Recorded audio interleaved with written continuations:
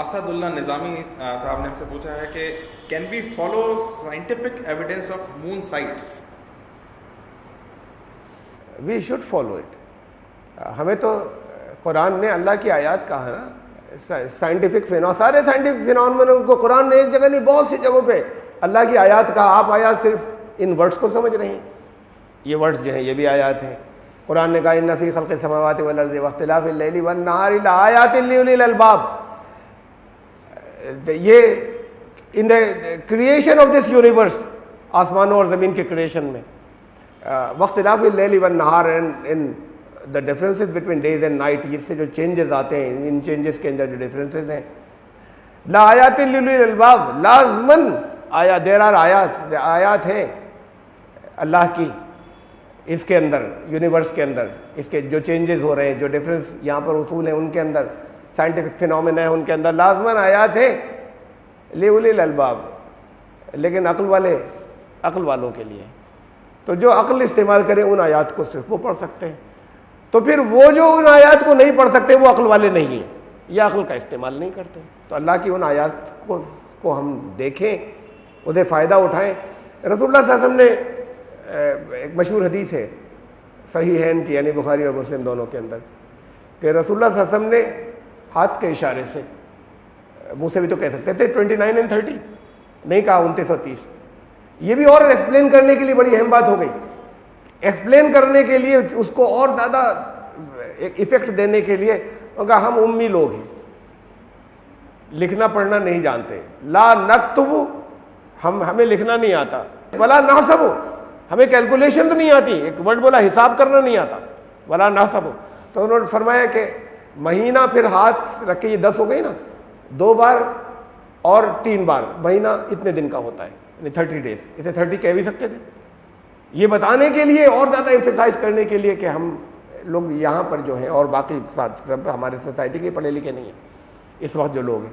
اور پھر انہوں نے 1 بار 2 بار, تیسری بار ایک انگلی بند کر دی. مہینہ اتنے دن کا ہوتا ہے, month is for 29 days and 30 days.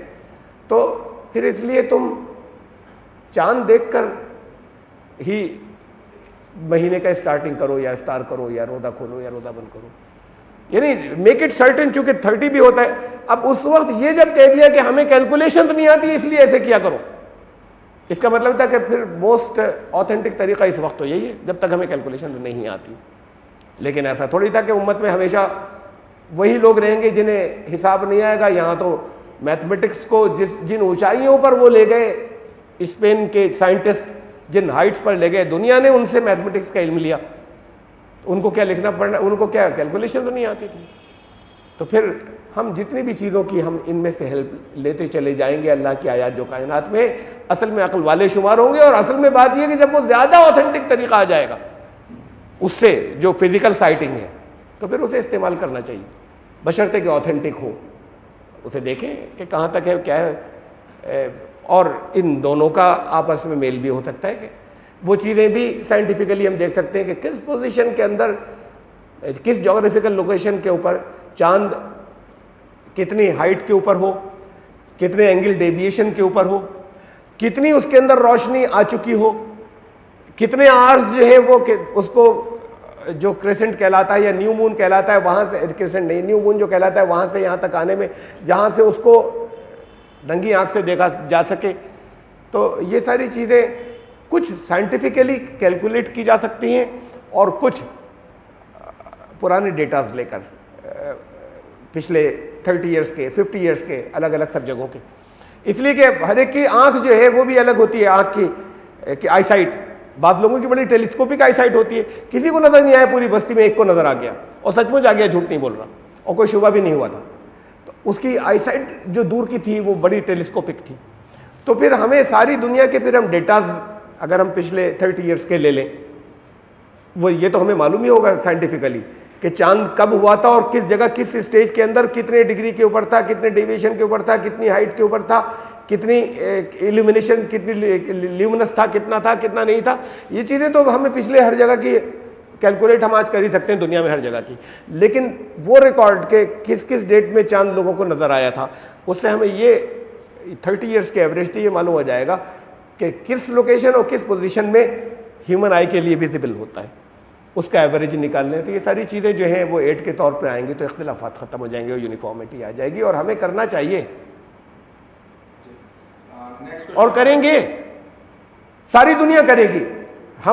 ہمارے یہاں ٹرینڈ یہ رہا ہے کہ کوئی بھی اصلاح آتی ہے، اسپیشلی وہ ماڈیفیکیشن یا وہ یہ اصلاح یا وہ reform which is scientific which is based on scientific facts, تو ہم اسے قبول بہت دیر میں کرتے ہیں. ہمارے اہل علم جو ہے، لاؤڈ اسپیکر کے اوپر نماز ناجائز تھی، حرام تھی، سب پوری دنیا میں.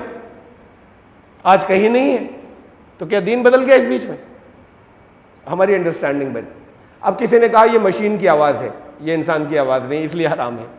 کسی نے کہا کہ یہ ایکو ہے، یہ اوریجنل آواز نہیں، اس لیے حرام ہے، گونج ہے. اب یہ طرح طرح کی باتیں تھی.